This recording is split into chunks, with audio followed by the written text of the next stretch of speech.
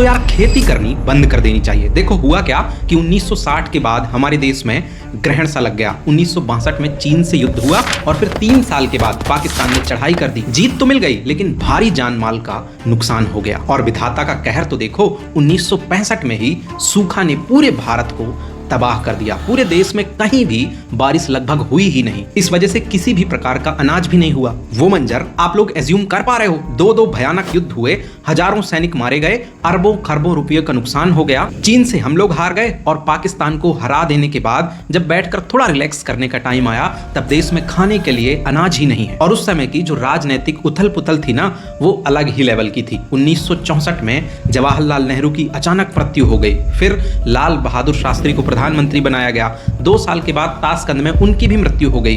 फिर इंदिरा गांधी को प्रधानमंत्री बनाया गया। मतलब ये 2-3 साल के बीच में भारत के 3 बार प्रधानमंत्री बदल गए। बहुत ज्यादा बुरा हाल हो गया था उस समय हमारे देश का, लेकिन 44 करोड़ जनता को खाना तो खिलाना था ना। इसलिए तत्कालीन सरकार शास्त्री जी और इंदिरा गांधी ने अमेरिका के साथ एक अपमानजनक डील कर ली। इस डील के तहत अमेरिका हमें अपने देश का सबसे रिजेक्टेड लाल गेहूं, जिसे वहां सुअर और जानवरों को खिलाया जाता था, वो हमें जहाज में लाद के देगा और इसके बदले हम अपनी मुद्रा का, रुपये का अवमूल्यन करेंगे। मतलब रुपये की जो कीमत है ना, उसे गिरा देंगे। और इस डील के तहत ही पहली बार $1 बराबर 7.5 रुपये किए गए। इसके बावजूद भी हमारी स्थिति शिप टू माउथ ही थी। मतलब जहाजों से जितना भी गेहूं आया 44 करोड़ देशवासियों ने खा के खत्म कर दिया। अब अगली बार जब जहाजों से गेहूं आएगा तब खा पाएंगे, ये स्थिति चल रही थी। और पाकिस्तान से टकराव तो चल ही रहा था।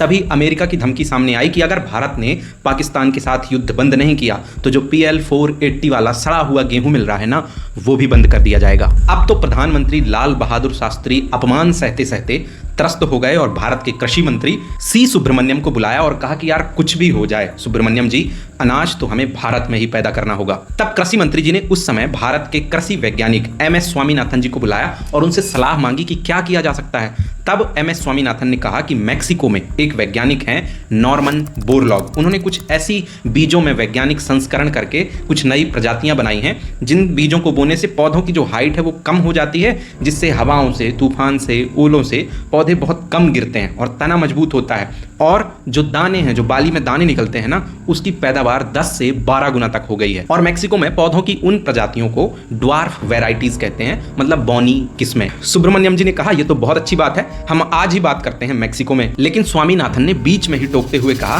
कि सर एक प्रॉब्लम है। जब कृषि मंत्री ने पूछा कि अब क्या प्रॉब्लम है, जब पैदावार 10-12 गुना हो ही रही है तो क्या प्रॉब्लम है, तब वैज्ञानिक MS स्वामीनाथन ने बताया कि इन किस्मों की फसलों में ढेर सारा रासायनिक खाद, उर्वरक, फर्टिलाइजर डालना पड़ता है, जैसे यूरिया और DAP की भारी भरकम मात्रा डालनी पड़ती है, तब जाके पैदावार 10 गुना से 12 गुना तक होता है। और भारत की जमीन में तो अभी कोई रासायनिक खाद है ही नहीं। भारत के लोग तो गाय का, भैंस का गोबर जब सड़ जाता है तब उसी से जैविक खाद बनाते हैं और उसे अपने खेतों में डाल रहे हैं। ये लोग क्या पता रासायनिक उर्वरक, जिसे हम लोग फर्टिलाइजर कहते हैं, उसे एक्सेप्ट करेंगे या नहीं करेंगे। सुब्रमण्यम जी ने ऊपर कैबिनेट में सबसे बात की कि भाई ऐसी ऐसी बात है, हमें फर्टिलाइजर का बहुत ज्यादा इस्तेमाल करना ही पड़ेगा। फिर भी सबने कह दिया कि करेंगे भाई, भुखमरी से तो ठीक ही है ना। और इस तरीके से कैबिनेट से ऐसा करने की मंजूरी मिल गई। फिर भारत सरकार ने मैक्सिको के उस वैज्ञानिक नॉर्मन बोरलॉग को भारत बुलाया और भारतीय कृषि वैज्ञानिक MS स्वामीनाथन के साथ मिलकर इस प्रोजेक्ट पर लग गए कि भारत में हरित क्रांति लाना है, अनाजों की पैदावार की बाढ़ ला देना है। कुछ ही दिनों में वो वैज्ञानिक भारत आ गए और लग गए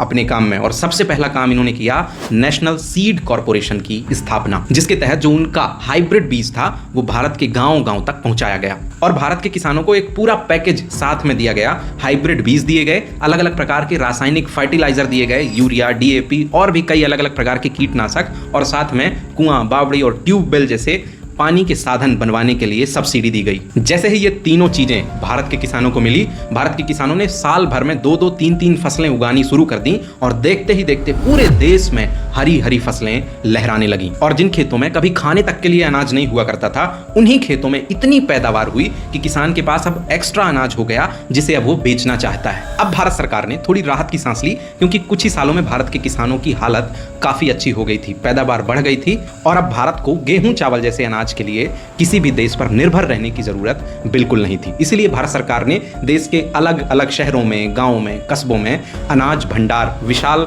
वेयर हाउस बनवाने शुरू कर दिए और अब भारत सरकार के पास अनाज स्टोरेज में भी रखा जाने लगा। फिर 1970 में नॉर्मन बोरलॉग भारत में सफल हरित क्रांति करके चले गए।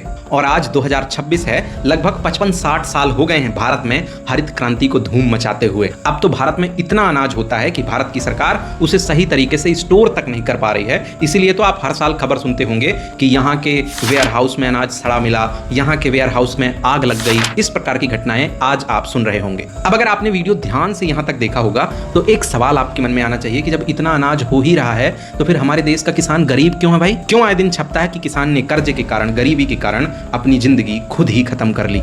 इसका जवाब है मेरे पास। ये जो आप लोग सुनते हैं ना, ये जो गरीब किसान हैं, दरअसल ये हरित क्रांति का फायदा उठा ही नहीं पाए। ये तो बस वो लोग हैं जो थोड़ी बहुत फसल उगाकर अपना पेट भर पा रहे हैं, अपना जीवन गुजर बसर कर पा रहे हैं। असली मजे तो उनके हैं जो लोग 100 एकड़, 150 एकड़, 2-2, 400 एकड़ में खेती कर रहे हैं, ट्रकों फर्टिलाइजर अपने खेत में, भारत की जमीन में डाल रहे हैं और 10-10, 20-20 गुना फसलें उगाकर बाजार में हमारे और आपके खाने के लिए अनाज, फल, सब्जी सब कुछ धड़ल्ले से बेच रहे हैं। इन बड़े बड़े जमींदारों को अनाज खाने के लिए नहीं उगाना है, बाजार में बहुत ज्यादा मुनाफा कमा के बेचने के लिए उगाना है।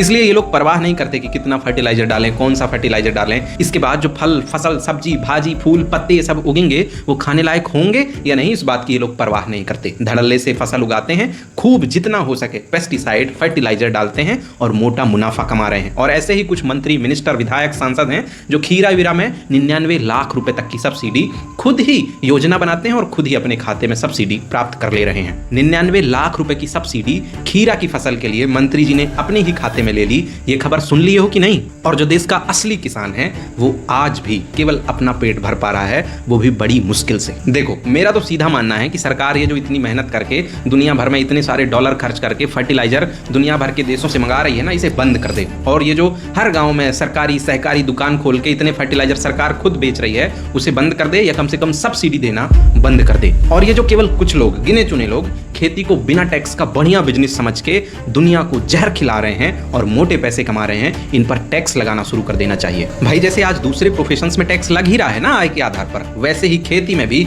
या तो आय के आधार पर या प्रति एकड़ उपज के आधार पर टैक्स का एक प्लान जरूर सरकार को बनाना चाहिए। इससे हो सकता है कुछ लोगों को सुनने में बुरा लगे, लेकिन जो इसके दूरगामी परिणाम हैं वो बहुत अच्छे होंगे। एक तो हमारी जो जमीन जहरीली होती जा रही है वो बच जाएगी, और जो आज हम कुछ भी खा रहे हैं, आप लोग पॉडकास्ट में जरूर सुनते होंगे कि ये खाने से कैंसर होगा, वो खाने से कैंसर होगा। मैं आपको साफ शब्दों में कह रहा हूं, अगर आज आप अपने ही खेत का यूरिया, डीएपी और किसी भी प्रकार के पेस्टिसाइड, फर्टिलाइजर वाला सादा दाल चावल भी खा रहे हैं ना, तब भी आपको कैंसर ना हो, इसकी कोई गारंटी नहीं है। इसलिए हरित क्रांति की जब बहुत ज्यादा जरूरत थी तब हो गई, अब 60 साल हो गए हैं, अब बंद कर देना चाहिए। याद रखना, रोग ठीक हो जाने के बाद भी अगर आप दवाइयां खाते रहोगे तो उन्हीं दवाइयों से एक नया रोग हो जाएगा। शुक्रिया।